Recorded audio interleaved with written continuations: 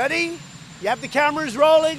Welcome to Outspoken. This better be good. A show about floods, mutant, plagues, man-eating plants. Actually, it's about thought-provoking, compelling conversations with people who have something important to say, a good story to tell, or knowledge we can learn from. Oh, good for you! And now, Hold on to your butts. here's Scott and Curtis.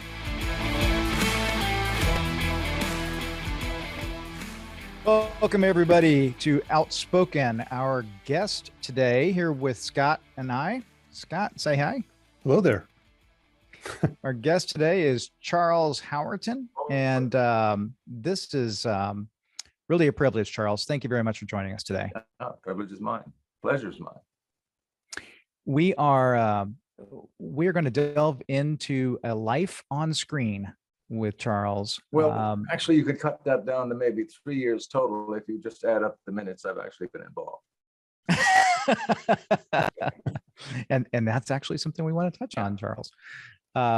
You may know Charles from such shows as Married with Children, The West Wing, American Crime Story, Happy Days, My Name is Earl, Justified, The Rockford Files, Days of Our Lives, Batman, the animated series, Chaplin, Fantastic Four, the animated series, The District, Fantastic Voyages of Sinbad the Sailor, or Knots Landing, or 87 more. Charles has... Is that the IMDb you're talking to? That is, yes. Uh-huh. It's pretty complete. So, pretty complete. So a veteran of over 90 films and countless voiceover gigs, and God knows how many commercials, Charles. But you've certainly done that, and quite a bit of stage work as well. Mm-hmm. So thank you for joining us. We really appreciate you taking time out of your schedule. Glad to be here. So let's orient the audience a little bit, Charles. I had the privilege of meeting you thanks to living next door to your mom. Mm-hmm. The wonderful, just delightful lady named Ann Howerton, who is sadly no longer with us, but was just a delight. At 106, she left us. Yeah. Left us at 106. I think she had a pretty good run. She did. Pretty good run. Most of the time she was running. I mean, Played golf until she was what, 83, 84? Yeah. Easy. Yeah. I mean, I still couldn't beat her.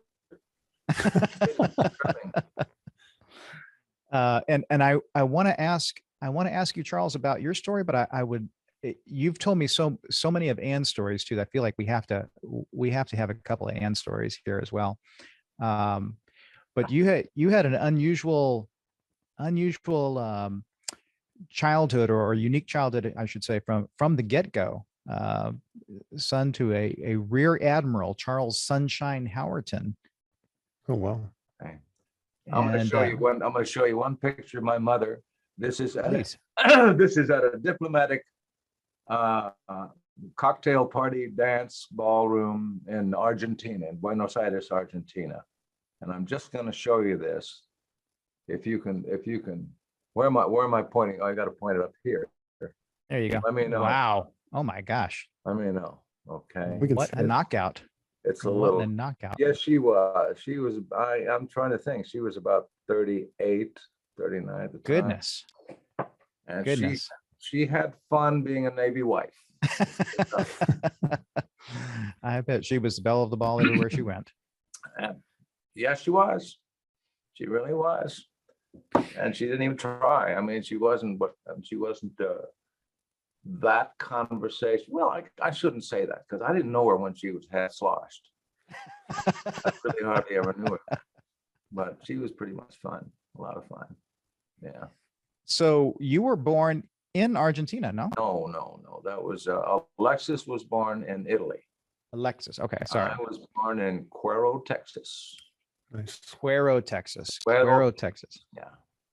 Didn't spend a lot of time there, but I was born there. We won't hold that against you. We love Cuero. Yeah. I'm from the Rio Grande Valley of Texas, so you know. Yeah. Really? Originally, you mean? Yeah. Actually, I was born in McAllen, Texas. Okay. So very close to the border. That's right. I won't hold it against you either. Very good. So like myself, Charles is the father of 3 daughters. Yep. And has managed to raise them, and they're all doing wonderfully. And he's managed not to damage them with a life in acting. How'd you pull that off, Charles? I had a wife. More than one, as a matter of fact. Yeah, well, the first one was what do they call a starter wife? Shouldn't put it that way, and I'll hear about that because she turned out to be a pretty good actress and did a lot of work. And she was a lot of work. She's one of the stars of Knots Landing, wasn't she? She worked on Knots Landing, but she was a series regular, female distaff portion of Petrocelli with Barry Newman. Lasted 2 or 3 seasons, and then she was on Dallas. Nice. Yes. It was a pretty fitting end to her career, basically. I don't know how far I can go with this. You should probably stop while you're ahead, Charles. I don't know. I'm not sure what I told you already. But she left under she was relieved of her duties there and under some interesting circumstances. She basically the story is, and I'm telling you secondhand, it's not personal information. It may be entirely a rumor, but she apparently tried to, after she got religion, she tried to convert the Jewish producer. To probably not the best career move. Christianity. And again, that's just maybe an ugly rumor, but I've heard it from several different people, so I don't know. And on the next season of Dallas, it was all a dream about her, and she didn't exist anymore. That's how it happens. Yeah. That's what happens. So being a military brat, how did you go from Cuero, Texas to Hollywood? My dad was he was actually stationed in Pensacola, but he didn't want me to be born in Florida for some reason. So apologies to our producer and our esteemed co-host. So mom went in her, I guess, 8th month or 9th month to stay with grandma in Cuero, his Sunshine's mother. And I was there when that happened. Mother stumbled over a Doberman Pinscher. I was about 2 weeks late, I think, actually, as it worked out. She stumbled over a Doberman Pinscher, and I was born shortly thereafter. And my name is Charles C. Howerton, C. Howerton officially. And my name was supposed to be Charles Cavaness Howerton, but everybody was drunk by the time I was born. The only one who could hold a pen apparently was Aunt Claire, and she didn't know how to spell my middle name, so she just made it C. And I'm forever grateful, because otherwise I would have been Charles Cavaness Howerton III. I'm eternally grateful that I'm not. So that's how that. So obviously we went back to Pensacola. Actually, I was the youngest passenger on American Airlines at 5 weeks, going back to Pensacola. But Daddy couldn't wait to see me, and so on. So that's how I got Pensacola, and then we were constantly on the move. 2 years somewhere different, either coast to coast or north and south. And then we had the interesting duties in Hawaii when I was 3 years old, too young to enjoy the dancing girls, and Guam at like 10 years old, and Argentina when I was 15. Oh, if you ever get a chance to go to Argentina when you're 15 years old, be there for a couple of years, do it. Just do it. Scott, I think you can relate to that. Yeah. We'll hit that story. Chill yourself in the bar, they'll serve you a drink, all good. It's all good. Of course, you have to wear long pants. Scott's got a 17-year-old, 18-year-old son. How old is Justin now? 18 now. 18 now. Yours is 15? 18. But my wife is from Colombia. Okay. Yeah, right. So I understand what you're saying.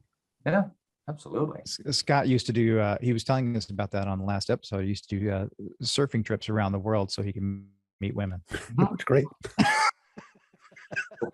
My best friend in Argentina was a what do you call it? Oh my God, windsurfer.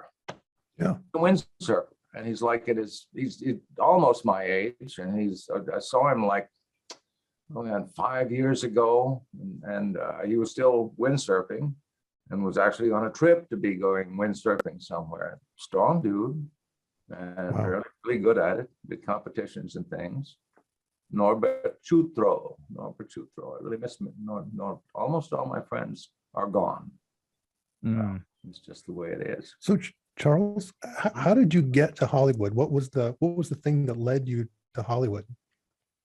I got my bachelor's in radio, TV, and University of North Carolina, Chapel Hill. Wow. And I thought at that time when I got my degree, I thought, well, I'll be a news director or something, or maybe an announcer. Because even then I had a good voice, and I was chief announcer, production manager of the KUNC, WUNC FM. Yep. And so I thought, yeah, that's probably where I'll go. And then went down to Texas, spent a summer with my uncle on his newspaper. It was the family newspaper. They wanted me to try and see if I wanted to take over, because I was the only son of three brothers. Finished that, and then realized that I was probably going to get drafted. It was the days when you could still get drafted. And so my dad said, and they were living in Austin, so I left the job in summer, said, no, I don't think this is for me, and I went to Austin. And my dad said, well, why don't you go down to the university and see if I get enrolled, but don't just sit around waiting to be drafted. Just go down and enroll in school and graduate school, if you can get in. I took the test, I got in. So, and the counselor said, you don't want a master's in radio, TV. He said, that's incestuous and you don't learn much. He said, so just go over to either the English or theater department. And so I just went over to the theater department. I'd done a couple of little things, scenes and things, and and the guy said, oh, we'd be glad to have you. And you're straight. So I started working in every play down there, every play that they put on. They wanted me to do something, and it started out, with smaller noble parts or something in the Shakespeare's, and then worked my way up to leading roles and so on. But by the time I finished, I had done one play that was original, and it was a comedy. But I was kind of the straight, evil nephew. I was trying to kill my aunt, serve her poison drink. And the poison drinks got mixed up, and I wound up drinking the poison drink and did this step, stagger, astonish, look, fall on this. And the audience burst in. It was a 5,000 seat house. They burst into laughter. And I said, this is what I got to do. I got to do some more of this. I got to do some more of this. This is too rewarding. Too rewarding. So that's kind of how that happened. And then I happened to meet, I guess she was a sophomore when I met her. And it was like, boom, okay. So we fell in lust and got married and had a baby. Came to California. Actually, it came to California before we had the baby. But anyway. And into LA. Into LA.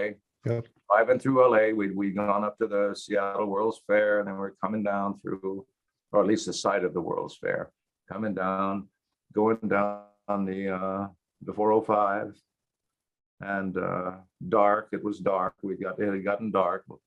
So we're driving, and we go over these hills, and then we go down the other side. And finally, I said, maybe we ought to stop, because the city just goes on and on. So I stopped and pulled over. We found a motel. We checked in. I said, where's Hollywood? I said, back that way. So it took us, I don't know, 3 or 4 days to figure out where Hollywood was. Then we found a place there, and it started, I guess you'd say we started working. We didn't start working right away, obviously. So did you struggle for a while, or did it come pretty fast? Bologna on a hot plate tasted pretty good. Yeah. Yeah, it took about, I guess, let's see, for 62, got my first paying job in 66. Oh, wow. Doing an under 5 on a soap. And that was AFTRA, but I didn't apply then. I didn't apply for a guild membership until I got this other job which was on the John Forsythe show. Anybody remember John Forsythe? He was, yeah. Dynasty. Starring. He was married to Linda Evans, right? No, Oh that no, was in the show he was. That's yeah, right. in the show he was. Yeah, John Forsythe. good. They're better than I am. And anyway, he came and did a workshop at this stuff because when you got to Hollywood, everybody told you got to go do a workshop.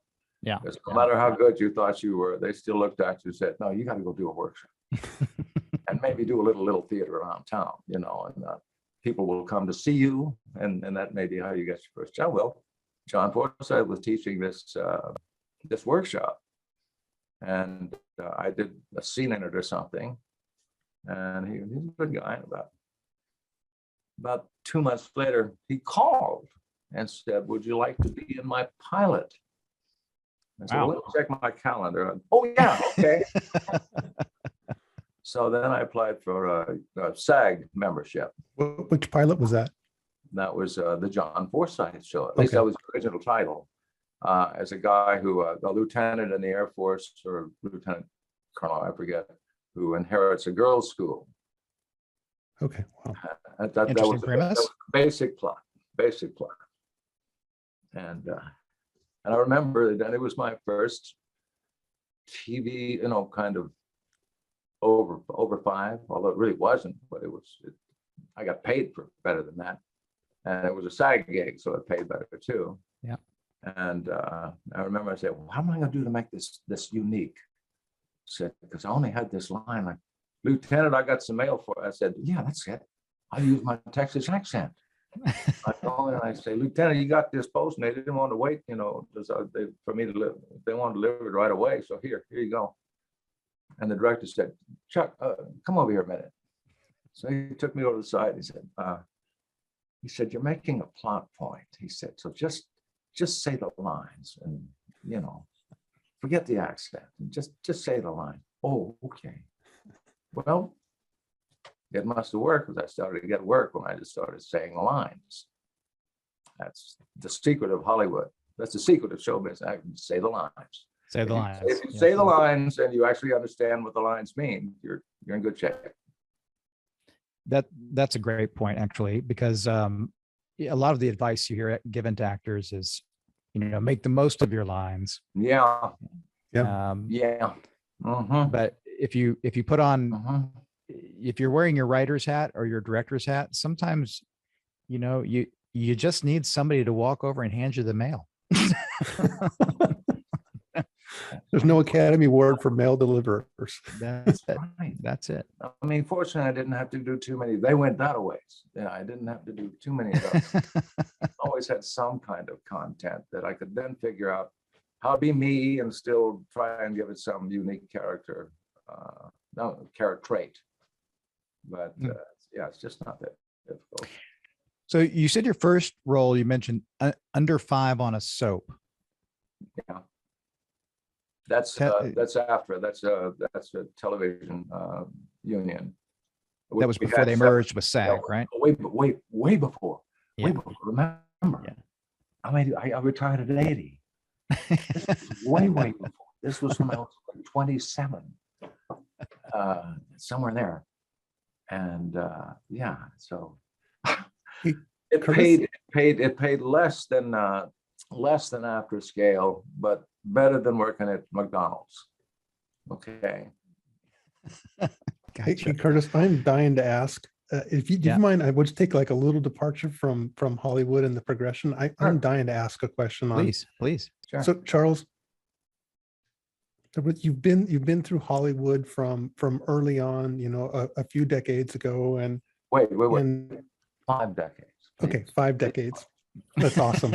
So what's the biggest difference in Hollywood between then and now? What are the things that strike you as the most different now? It's not there anymore. It's everywhere. And there's no, the Hollywood is, I mean, they've run out the studios to independent producers. The studios really don't function as studios anymore. This is rental facilities with studios and the equipment and so forth and so on. But that's all different. You don't, like my first wife was one of the last hires to be, come on, you know what I'm talking about. last hires to be a contract player. Mm-hmm. And that's how she got her start. And that went away pretty quick. So just tell the audience what that is. Contract players, so in those days, the studios would hire, they would have some auditions, and they would hire a certain number of actors to be like supporting cast for all the series and movies and things that they were doing at that studio. That's basically what they paid you, a fixed salary. It wasn't like you advanced in rank there. That came later, but you know, that was just a way for them to get you cheap and bring you along, and they would teach you things. They would teach you like dance and fencing and stuff like that to further your own skill set. So if they needed you for a sword fighting movie, oh yeah, he's had a couple of lessons. Yeah, yeah. It was kind of a holdover from the old studio system, wasn't it? Exactly. Yeah. Yeah. Yeah. And it was also a nice way for it was almost an apprenticeship or a guild, if you will. Well, it wasn't quite an internship because you did get paid. Yeah, yeah. Once you but it was a hired. way for people to get some experience and be a known quantity in the studio systems and also make a living, pay some bills, right? But That's the idea. Do those people often progress to the next level to like big stars, or would they just go, from set to set to set? Well, it worked for my wife. I mean, because went, from doing the little parts on Love Boat and Knots Landing and this and that and so on. And but then it worked for her. She got the lead in the series and on the part on Dallas, and in between that, she did some independent films that she was co-star on and so forth. Nice. So yeah, some of them would emerge from that system and carry on. But there's a lot of oh God, what's the word? Attrition. A lot of attrition in the business. Yeah. So if the odds are that you're just not, even if you establish yourself, you generally also are working for an insurance company or you have a night job or something. The way you say, where can I find an actor? Hey, waiter. That was really true out in Hollywood. Really true. It was the best job you could have, and still make your auditions and so on, so forth, and call in sick or whatever. So what role, Charles, would you say brought you the most fan mail? It had to be an accumulation because I just got another one of those in the mail, actually. I'll tell you what it looks like. This is a foreign royalty payments that I got from, and it's 2 pages. 2 pages, and the second page, actually 3 pages, and they look kind of like this, this, and this, and this, and this, Good God. and that's what they're showing in Europe. And I think I told you about that, Curtis, that suddenly I'm getting fan mail from Portugal and Germany and the Netherlands and all kinds of places. That's great. I think from Russia. I don't know if it ever got delivered, but anyway. But they're usually pretty good too. They send a stamped self-addressed envelope and they pull my photo off from somewhere. You don't have to send them a photo. Yeah, I'm always wondering where they get some of these photos I haven't used in years. They pull it off the internet. Somebody might be pulling a photo off of this, right? Who knows? Seriously, that's how they do it. No. So was there a role that really you ought to get back to that. Well, I was just going to ask, was there a role that kind of gave you the next leg up in the business that kind of progressed your career, Charles? I did this Columbo when I'm playing a that was an awesome show. Air Force intelligence officer, and I said, okay, now I'm a co-star, and I'm working with some guys, and it's all going to happen for me. And I think 6 months went by without anything significant happening after that. But I had other gigs because my main thrust, what Linda and I discovered, my second wife and I, she'd been an actress since she was 3. Wow. Linda Gary, you want to look her up on IMDb. It's a much longer chart, much longer list of credits. But she said, well, she was first generation, I have to go to Europe to see where my people are from. And this was after I'd been divorced from my first wife for almost a year, I guess. And I met her in a play, this Linda. Well, I have to go to Europe before we get married. You want to wait till I come back? I said, no, I'm not going to do that. I'm going to, because I didn't want her to get away. She was a good one. We were married. You don't want to turn her loose in Italy alone. Oh God. As it was, I had to turn her loose in Italy sometimes anyway. We were both working in Italy for 3.5 years doing dubbing, and we did a couple of films here and there and commercials together, but I had to let her go, sometimes. So tell us about that adventure. So you had a whole career within your career doing dubbing. It started right? us in another career. It started us in another career because the dubbing thing was there. And after we beat down the people who said we'd never work there, and we started getting work there, and it got so good, we stayed 3.5 years, found a nice apartment, had Alexis was born there, and then got a nanny for her, and everything was going well. And but we learned how dubbing works, and we did dubbing every day. And I got to the point where I was writing the sync versions of the scripts from Italian or Spanish or Greek or Bulgarian to English. And that's a question of lip sync. It's not a question of matching the exact dialogue. So it was really a fun gig, and I hated to come back. I mean, I was utilizing skills that I'd been told I had in writing, doing that, and I was happy with that, and I was happy with the dubbing. Linda was learning that she was just a superstar. She was learning she could do any kind of voice, any kind of tone, any kind of, she was amazing. We got to the point where the Italian actresses were saying, "Get Linda, she can do my voice." and she really could.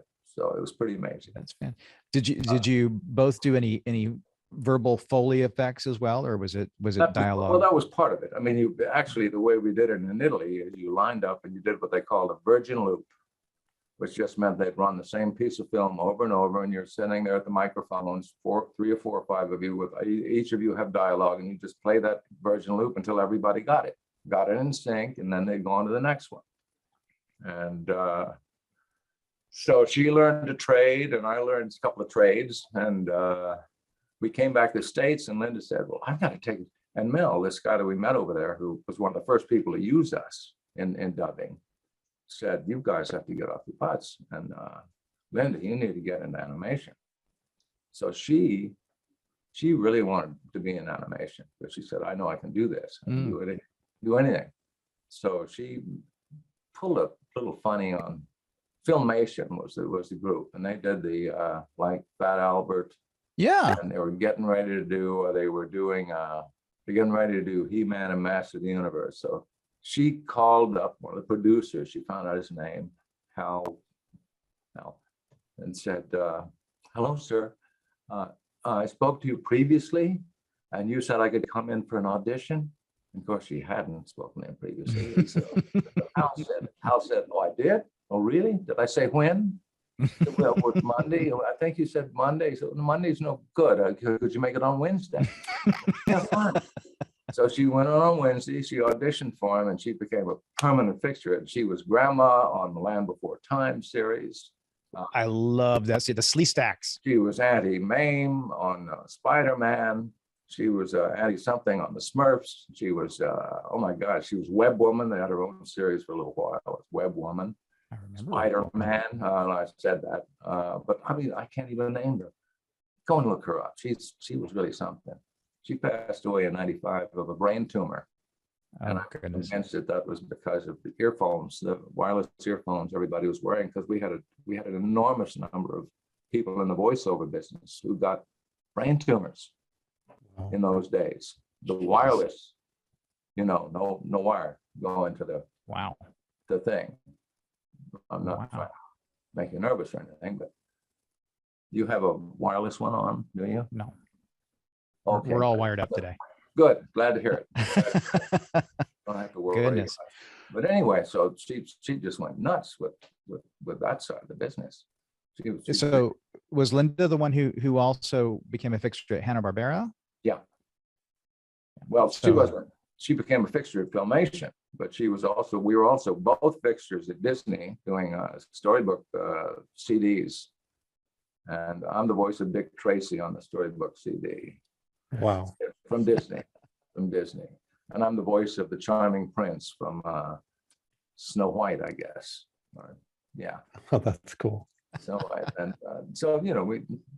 we both took advantage of the fact that we learned that we had the voice to do this kind of thing, and did it. And that was kind of our in-between stuff, because we did TV series one after another. So, you probably have been asked this questions a ton of times, but I'm still going to ask it. Who was the best and the worst people to work with? Since you said you got nothing to lose, you can just lay it out there. I'm dying to hear who was awesome. They were mostly the best. Most of them realized how far they had come in comparison to 98% of the rest of us. And most of them were pretty decent people. I mean, they might get upset with the crew, or they might get upset with a lighting thing. That's something to do with that. But they were all really nice people, as far as I'm concerned. The only one guy I didn't like was Eric Estrada. And that was just because he was an asshole. And I actually did. Don't beat around the bush, Charles. Tell us how you really feel. One of my very first jobs was I was working SAG, not extra, but I was lying on the ground, and I was a victim of some crash or something. And these two, the crew guys are supposed to come and pick me up, put me on a stretcher, and carry me up this hill as part of their training. And so I'm lying there on the ground, and the director comes over and says, "Okay, Eric," and what was his name? The other Chip. I don't remember Punch, and I don't remember. But anyway, blonde Chip. Yeah, this is Chuck. Yeah, exactly. This is Chuck Howerton. He's going to be your victim. And then one guy said, the blonde guy said, "Oh, nice to meet you." And Eric says, "Suppose you could make yourself lighter, help us get you up this hill." And I said, "Oh, I'm on the stretcher." Yeah. And he's like, "Yeah, got it." well described. It was a very quick introduction, but I just immediately didn't like him. And then I heard, and then of course you trade stories with everybody. And everybody says, "Yeah, he's pretty full of himself." Well, we all are, kind of have to be in the business, but some of us are more full of it than others. What can I tell you? And it really, I always think it's funny when you hear people take that approach with crew or with their fellow actors. There was when you consider that we're just playing dress up, right? I mean, that's what we're doing. Yeah. So, yeah. I mean, how full of yourself can you be, really?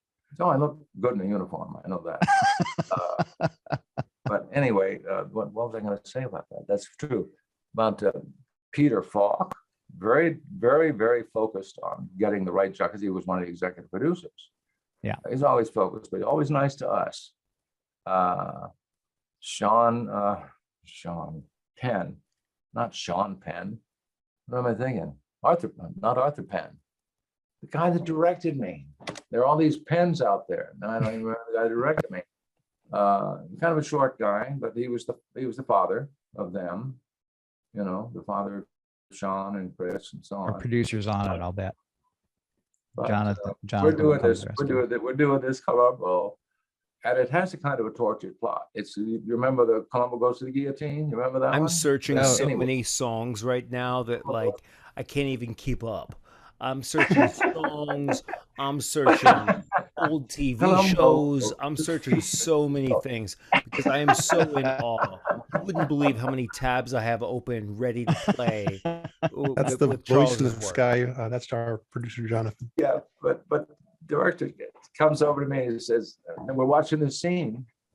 He said, Chucky says, "Do you know what this is about? You know what this show is about?" Seriously. And I said, "Well, I was hoping you'd tell me." We had that little conversation. That's kind of what goes on once you're at that level. They don't want to talk to the day players or something necessarily if they don't have to. Right. But they won't talk to people who kind of know what they're doing. And I guess at that point they thought I did. So, and I had a great time with that because finished my shoot, finished my role, and I'm in this uniform, and I'm invited to go to my best friend in California, who was a civilian, down at like Marina Del Rey or somewhere, to his birthday party. And so one of the costume lady, I said, "Do you mind if can I please just wear this costume? Just wear the uniform? I'm late. I'm already a half an hour late to the dinner party. It's going to take me 45 minutes to get there." He says, "You suppose you could let me wear it?" She said, "Fine." Said, "Just bring it back tomorrow." Okay. So I wear the uniform down. I march into this big restaurant on the Marina Del Rey, and take my hat off and under my arm, march in and back. And the guy had been in the service. His name was Robert. Actually, Robert, I call him Bob. And he was talking away, as he was prone to do. And I walked up kind of behind him. I said, and he'd been in the military, he'd been in the army. I said, "Corporal Artner," I said, "I have orders for you to return to Fort Ord on Monday, 8:30 a.m. He jumped. I mean, he's in his 50s, 40s, okay, 40s. But he still jumped, like in alarm at that possibility. And they turned around and saw me. Oh, John, yeah. So I had a great time with that. I had a little extra acting job with doing that. But so Jim Garner was another great guy I've worked with a couple of times. From the Rockford Files. Rockford Files. One of Scott's favorite shows. Yes, Mine it was too. awesome. I love that. Mine too. Love the Rockford Files. Mine too. And then I enjoyed. Now, is Jim Garner as down to earth as he always seemed on? Absolutely. Why anybody would beat him up, except they just, or just because they want to beat up a movie star. Yeah, I think he was beat up every show, wasn't he? No, but I mean, seriously, he got beat up. Really? Up on Mulholland Drive, and somebody just cut him off, got him out of the car, and beat him up. And he wasn't easy to beat up either. No kidding. But yeah, you never heard about that, I guess. But yeah, we knew that would happen. But he was just a sweet man. Played a great game of golf. And let's see, what can I tell you about? Some of the most interesting people I met were the character actors who've been around forever. I mean, forever. And I belonged to the Maskers Club, so we had a lot of old character actors there. Frank Phelan, Alan Mowbray. I'm talking 20s and 30s people. Yeah. And oh God, you know who was the guy who played the sheriff in the first Rambo movie? Scott, do you know who I'm talking about? I can't picture him, but is it like a Tom Skerritt type character? No, but he's like Chuck. He's been in a million things. He's got a big belly, and wasn't Walter Barnes. I mean, because I no, but I know who you're talking about, Chuck. But he's hilarious, and I took some classes from Robert Mitchum's grandson. Used to act and taught some classes here in Texas, and he was on set with this guy one time, and I'm pulling up his IMDb page here. Now they're burying him. I can't find him, but he told Bentley Mitchum. He said they were standing around the craft table, and he was just stuffing his face. Okay. And Bentley went up to him and said, "Hey, aren't you kind of worried about, that crap?" Turns to him with a, face full of Twinkie and says, "Character acting, son. You can be as fat as you want, and they'll still cast you." Out of the better. You're absolutely right. There is that group of people. Who's it? John, who's in the Connors now, who lost a lot of weight. Oh yeah. He played Roseanne Barr's wife, right? Husband. Oh, John Goodman. Yeah. Goodman, yeah. Well, listen, Charles, we've got to take a quick break. We've got to do a word from our sponsor for Prodigy Talent Training. But if we can continue this when we get back, that would be fantastic. Sure. And also, we have our Curtis Knows Rap. Oh, goodness. You're in for a treat there. I'll wait. I can wait. It's worthwhile. You don't want to miss it.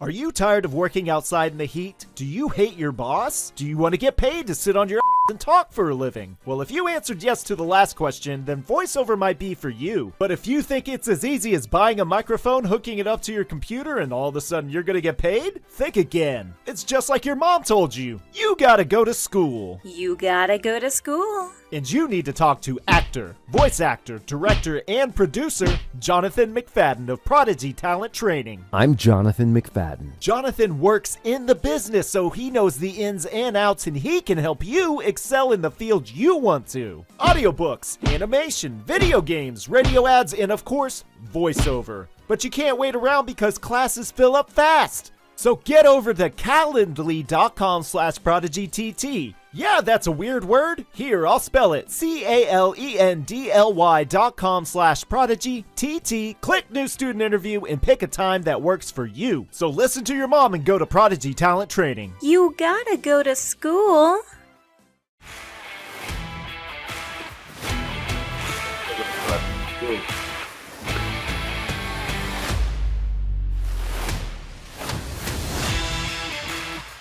Welcome back to Outspoken. And our guest today is Charles Howerton. And Charles was going to tell us about the best agent that he's ever worked with. And her name is Gloria Green. So take it away, Charles. Okay, let me put in a little addition to that. My best theatrical agent, because I had a great commercial agent also, Kazarian Spencer and Associates. Great for commercials. But Gloria, when I came back from Italy, the only thing I had done was put up this director, a very famous, well-known director to the cult group of people who watch, those kind of interesting. Charles B. Griffith, Chuck Griffith. He wrote the original Little Shop of Horrors. Mm-hmm. Oh, wow. He was a director. He became, he wrote that one and he was second AD or something on that show. But Gloria, somehow or other, I got an audition for Roger Corman for this part in a film called Up. Okay, stop. So just to catch our listeners up, Charles. Okay. Tell folks who Roger Corman is if they don't know. Well, yes, the Roger name Corman. sounds familiar. He was the king of the B movies, especially the crash car movies and horror movies and things. And he gave people like Joe Dante their start, and Jack Nicholson was in Little Shop of Horrors, one of his first parts. As the dentist, he never got over it. But Gloria, somehow, I went on this audition for Corman through the director that I had put up we put up in Italy for a few days. Really, that was Chuck Griffith. And Chuck had asked for me, and so I went in. Let's see, what did I do? I had this chicken neck, so I put on one of these high Aryan cable knit sweaters, and had more hair, but not that much. And went in, and he had this little. Anyway, I came out of the audition saying, "Oh, that was good. Let's see what happens." And Gloria calls and says, "Okay, Chuck, how bad do you want this job?" I said, "What do you mean by that?" He said, "Well, do you want to negotiate a little bit, or do you want to just have to have this job and we take the first job?" I said, "Gloria," I said, "Okay, go ahead and negotiate." And so we negotiated. I wound up making, just between us, more money than the director was making on the film. And I was just a co-star, But obviously I'd made an impression because I was picking up this little glass enclosed fish on Corman's desk.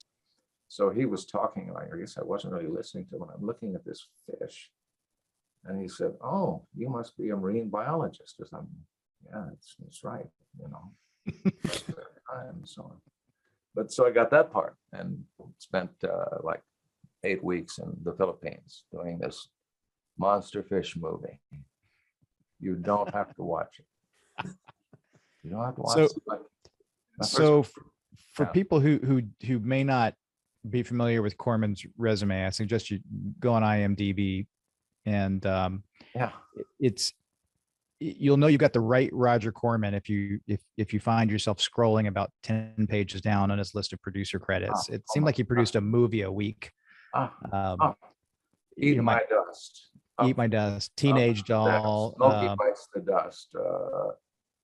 Day the World Ended, Apache. Yeah. My favorite Corman movie is, there was probably a big budget for him at the time, with Death Race 2000. Yeah. Oh, I remember that was with Keith Carradine, wasn't it? Yes, David Carradine. Wow. David Carradine. David Carradine, yeah, Chuck you're wrote, right. I think Chuck wrote that one. I'm not positive, but I think Chuck wrote that one. Chuck Griffith. That's Okay. I love that movie. Deep character development in that movie, huh? No. Attack of the Giant Leeches, Back of the Devil's Filipinos. Angels. You get the idea. But Yeah. Corman's a legend. Corman's an absolute legend. Yes, Frankenstein, says Jonathan. Okay. Yes. But anyway, yeah. Awesome. So, but Gloria got me that gig and some other gigs, and I really felt okay. Now I'm good. But Jonathan asked, did I ever have a down period? Well, let me put it this way: I was a substitute teacher for 3 years. 3 years. Wow. 3 years off and on. When was this? Oh God, this was in the 80s sometime. My kids Huh, because I saw you in the A Team, and I saw in a couple other really no, I good was 80s still shows.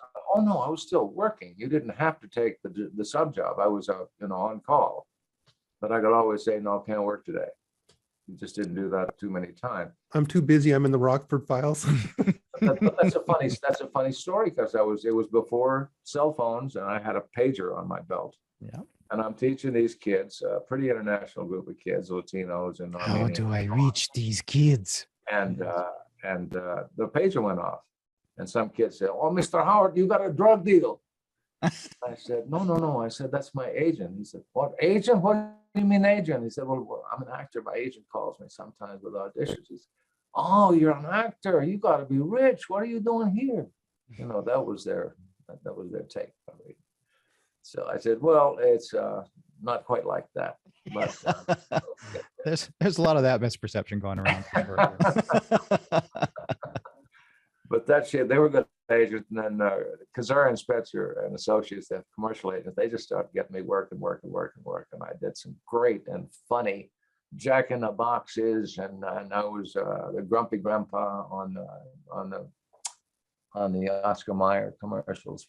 We did about 5 or 6 of those over 2 years, and that was really such fun. And oh God, I think I remember that. I think I remember Grumpy Grandpa Oscar Mayer commercial. you can still get them on YouTube. I'm gonna have to check those out. Yeah, I remember those. But that was so much fun.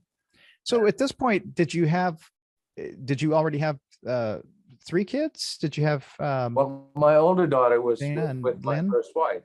right? And I didn't raise her, unfortunately, and she became a Republican. And but anyway, I'll let that go. Right, leave that there. Let's not get on that side of the thing. But she's a sweetheart, and she lives in Bandera, Texas, and used to come and see Mom, and I see her, and she's out here now. I think they have a house in Palm Springs. Lynn is lovely, for the record. She's Yeah. a wonderful person. She really is a good girl. And then my other 2 daughters are by Linda, and they turned out okay, I think. So, Jonathan, I'm sorry, Jonathan. Charles, I want to compare notes with you and Jonathan a little bit here on the trials and tribulations of a life in acting. When I was about to have my first, I had an opportunity for what became the biggest role I got, and it wasn't that big, but it was big for me. Yeah. But prior to that, hold on. What was that? You said which one that is. it was a little TV show that did okay, but Called? It no, was Prison Break, and he was a recurring character called Yeah. Cheo. Heard of it. Yeah. Watched it. Recognized you when we first met. This guy. But prior to that, I had done a couple smaller things, small roles, and booked this pretty fun, juicy role in a mid-budget movie that was shot here in Dallas, and had a bunch of foreign financing. So we had Polish movie stars and Romanian movie stars, and it was hilarious. Like being in Italy. Yeah. Yeah, yeah. And actually, and as an aside here, there's actually a woman who acted in, well, there were two people who are probably notable for some listeners out there. Edward Furlong, who was I know Ed. Kid in the Terminator, right? In the Terminator 2 or Terminator 3. That was the son of Ed Furlong. I knew. That was his son. Seriously. I think that's a third one. I think, yeah. I think it's the third one. Yeah. And Jordana Spiro, who went on to end up having her own TV show called My Boys on TBS. It ran for about 5 years. And she became a regular on Ozark, which is a big Netflix series. Which character is she on Netflix? On Ozark? She played the bar owner on Ozark. Okay. And she's a fantastic actress, really, and lovely person. But we wrapped that, and Jordana and I were having conversation. She said, "Hey, great job. Really enjoyed working with you. It's great." She says, "Well, I'm heading back to LA, back to the grind." And she said, "What are you going to do?" And I said, "Well, I'm heading back to my job at an insurance company." She, what? She's like, "You have a real job?" Yeah.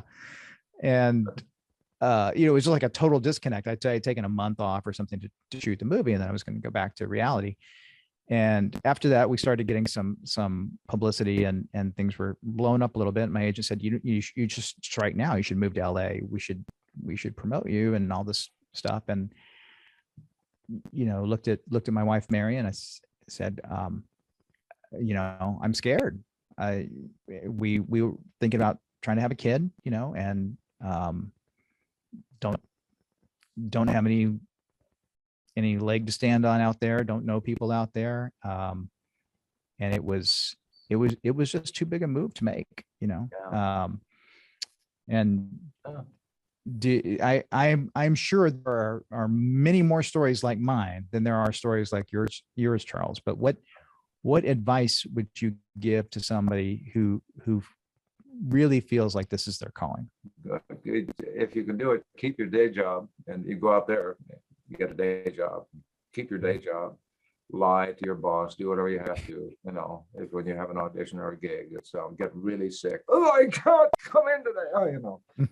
But if you don't have some kind of help or support, I mean, if you're married, they've really got to support you. Of course, my wife, being an actress, and from childhood, basically said, "Oh yeah, you didn't get that job, don't worry, you'll get the next one." That was her attitude, which was very good for me, because she was younger than I was by 7 or 8 years, but she had seniority on me in the business. Yep. Calm me down if I wasn't getting what I thought I should be getting. But I attribute most of my career to serendipity and good fortune and accident and talent, and occasionally maybe something, that I guess my other favorite was Married with Children. Tell us about that. No, I'm sorry. That was good too. But My Name is Earl. My Name is Earl. My Name is Earl. Interesting. Which I started out as a one-day player. They called me, and a casting director knew I could do the lines, and so on. It was a pretty big monologue. But they filmed me. I had on these big old aviator glasses. Weren't you like a Men in Black government agent kind of guy? Yeah, I was an FBI agent. Training in the witness protection. But in this particular thing, I'm behind these glasses, and they're shooting it from the cameras back here through the rear view mirror back at me. So there's not a lot of me you're seeing, right? But I did this thing, and Eddie Steeple's in the back, the black guy, and I'm telling him how not to act when he's out there. And I stop in the middle of the desert and let him out. And because he's in witness protection now, right? Mhm. So that was, I said, well, that was a nice little job. Thank you so much. And appreciate it. And about almost a year later, they called me back for basically the same part. And now I'm a recurring character. So I did another 4 with them. And it was just a blast. It was just more fun.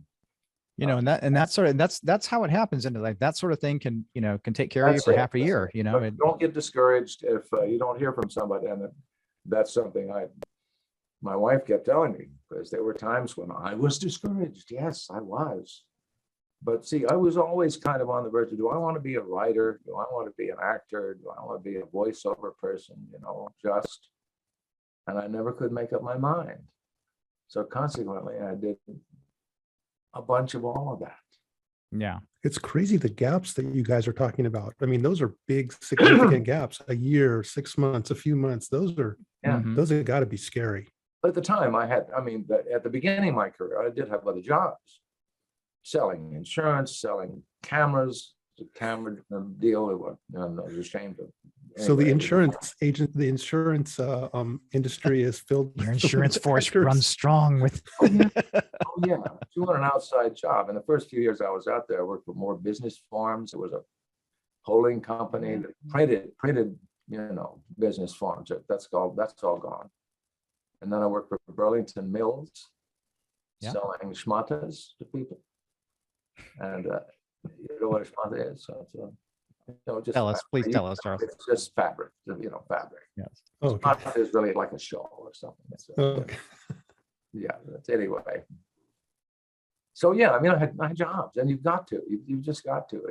It won't. You can't sustain life without it. Again, waiter. A lot of people do that, and a lot of people get successful at that because yes, sir. Oh, you want the steak medium rare. You want the boiled potatoes with that sauce and so on. And they list off special ingredients and so on. I don't think I could do that, even though I learned how to do Virgin Loop and just read the lines off the page. It helps with memorization, right? But those people can do that, and it serves them well when they get into showbiz.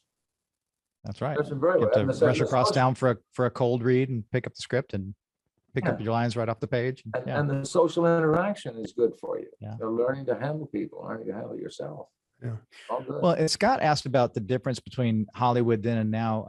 I would, to me, it strikes me that in the heyday of Hollywood in the 20s and 30s, heyday of the studio system, and even as you described, Charles, into the 60s and the 70s, there was a more predictable path than if you could get in even at the ground floor. You could kind of work your way up that, up that assembly line.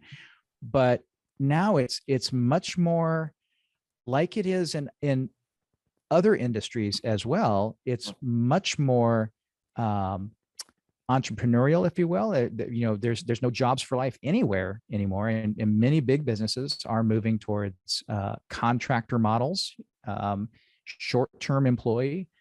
Bring your skills with you. We're not going to invest anything in you. At this point, yeah, you're making a good point there. But actors move from job to job. That's what we do, job to job. But there's the other thing that's so different. You had an agent. Actually, one time I had 3 agents. Okay, acting, commercial, and voiceover. Commercial or voiceover, period. But now you can pretty much do it. You can do it on your own. It still pays to have an agent. Mm-hmm. Once you're steady working to take care of the calls and so on, and to negotiate. Mm-hmm. That still happens sometimes, not often, but sometimes. The other thing is, yes, you can make your own movie.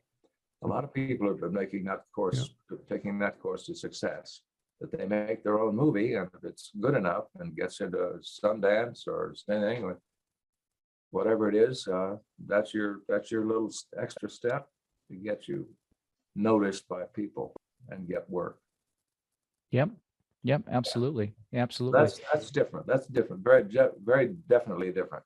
Because the stars eventually got into production, but they didn't go into production to get work to become a star.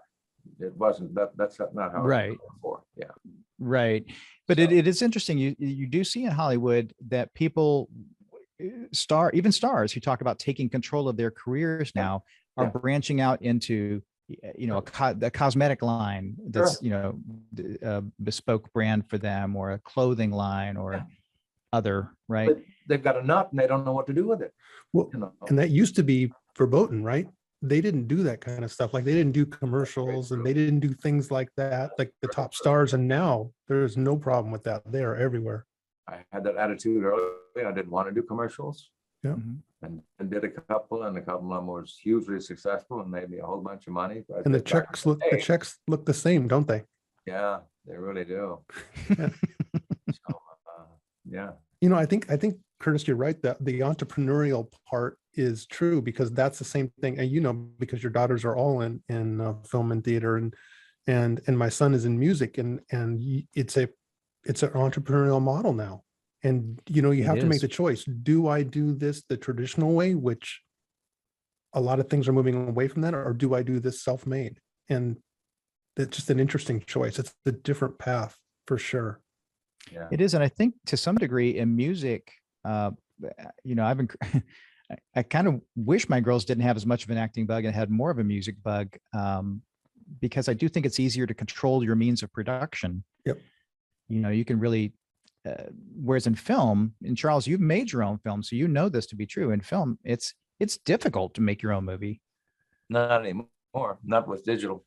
Yeah. Not with digital. Not with your iPhone even. I mean, some people can actually turn out actual product on their iPhone. But I know what you mean, Curtis. I mean, if you want to put together who was a Richard Rodriguez, a famous model, did it. Robert, yeah. So I thought it was a 30-minute film, wound up being a 17-minute film, short film. Yeah. It made a couple of festivals and did well, but $30,000 cost me $30,000 for 17 minutes. Wow. Wait, let me calculate that. But that's still that's nice. cheap. It's still pretty cheap for film or TV. That's more than I'm making per hour. What about you, Curtis? A little bit. Yeah. A little bit. Oh, yeah. But yeah, making it's one thing, getting it distributed and publicized and getting the word out, easier today than it was, for sure. Yeah. But still not easy. Not an easy thing. It's But you have control over your own eyeballs. So the people that are looking at this or listening, you at least have that control.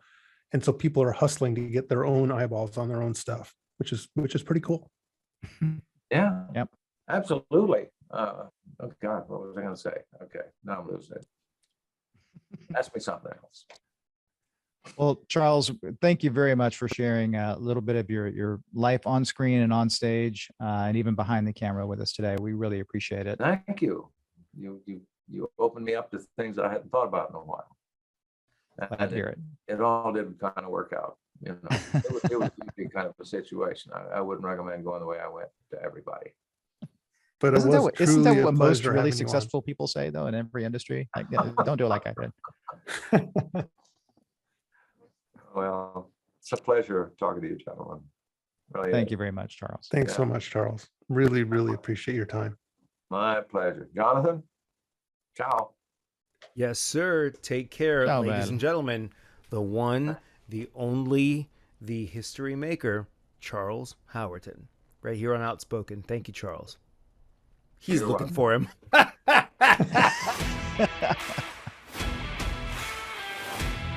Can't get enough of this guy. Thank you, sir. My pleasure. All right, Charles. We'll talk soon. Thank you, guys. Take care. Be Bye for good. now. Be successful. Do well.